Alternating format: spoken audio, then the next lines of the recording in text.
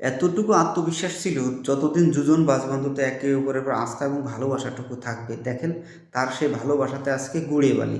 ঠিক তেমনি এখানে যে বনলতার টাওয়ার দেখছেন, এর ভিতরে একটা মরা গাছ রয়েছে।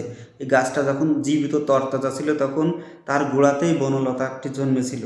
বনলতাটি আশ্রয়ের জন্য তাকে আঁকড়ে ধরলে গাছটি তাকে সগর্বে আশ্রয় দিয়েছিল। পরক্ষণে এই গাছটি তাকে আষ্টি বৃষ্টি করে জড়িয়ে ধরে একসময় দেখেন তার আশ্রয়দাতা গাছটাকে এসে নিঃশেষ করে দিয়ে সগৌরবে মাথা উঁচু করে দাঁড়িয়ে আছে।